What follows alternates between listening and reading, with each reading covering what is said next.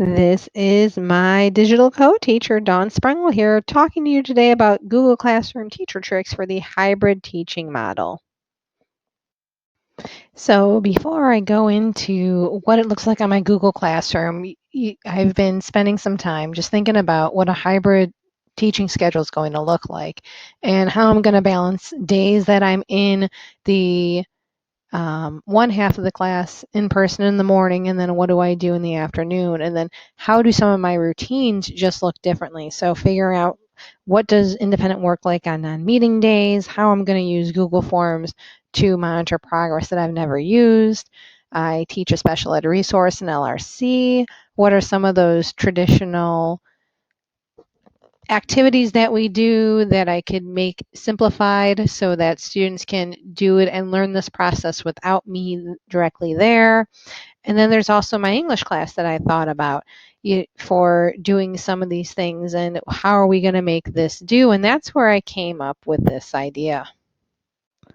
What if instead of creating my traditional Google Classrooms according to period, I created my Google Classrooms according to the period plus the sectioning of A's and B's. So here I am in my Google Classroom classes section. As you can see, my freshman English has a 1A, 1B, and then there's also a period 3A, 3B.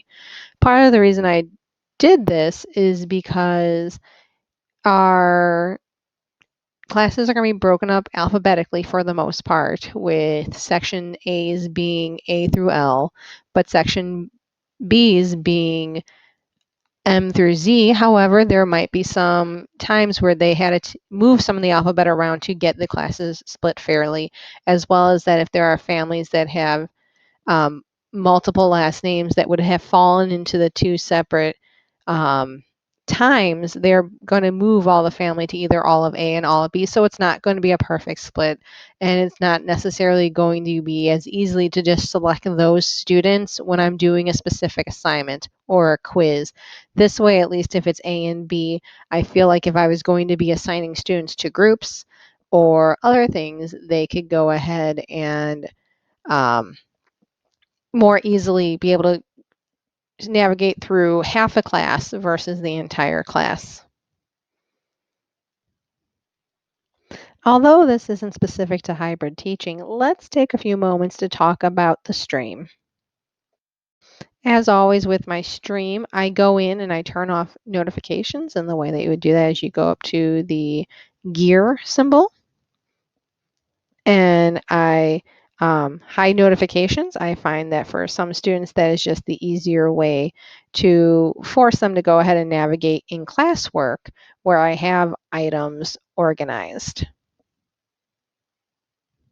Now let's move on to talk about the Google Classroom generated Google Meets that you can use within your various Google Classroom pages. So right now I'm in my 1B class. And if I go into the gears, I could go down and see the Google Meet. I have the option to generate a meet, but let's be honest, there are going to be times in my remote teaching that I am scheduled to teach to the whole group of both sections A and B.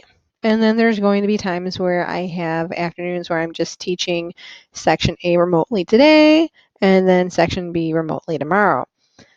I just want to make this as easy as possible and generate one link.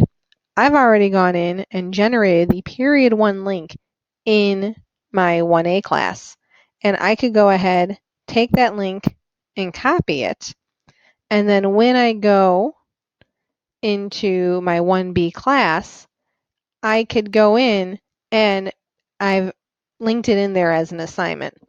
My reason for linking these as an assignment is so that they pop up in their classes. They could see it here. They could see it on the calendar view that they have these assignments due, and hopefully that then cues them that, oh, I'm supposed to be in a remote teaching for this time. They easily find it then. Going along with that, I don't want to, if I go back into classwork, if I was to post every single time that we had remote learning, which is supposed to be 2 times a week with each section and then 1 time a week with whole group, this would get filled up pretty quickly. What I could do is, if 1A, we had our meeting today and went fabulous and stuff, I could change the due date then to Friday. So I could go in here and just move that due date after each time, and it will just update it. So let's say I had it Friday, we did it. Our next one's Tuesday. I could hit save, and it will be in there on the calendar for the following week. That's just one of the ways I cut down on clogging my classwork up with just repetitive assignments of that nature.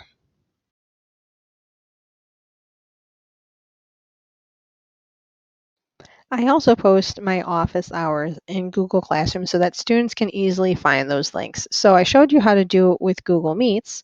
However, you could also put the information in for a Zoom meeting that would have the specific link in there as well as the directions with the ID and passcode.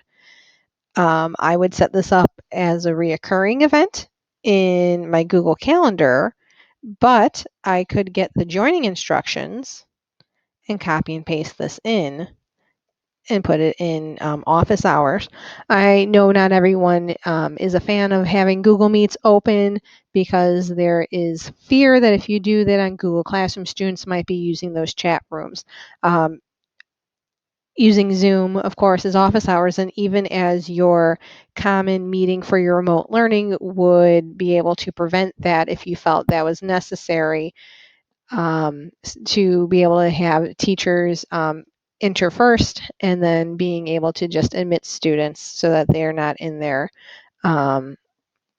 having unsupervised discussions. Thank you for taking the time to watch my video today. If you liked this video, be sure to subscribe to see more of my content. You can connect with my digital co-teacher on the follow social media sites, including Teachers Pay Teachers, YouTube, Twitter, Facebook, and Instagram. Have the best day ever.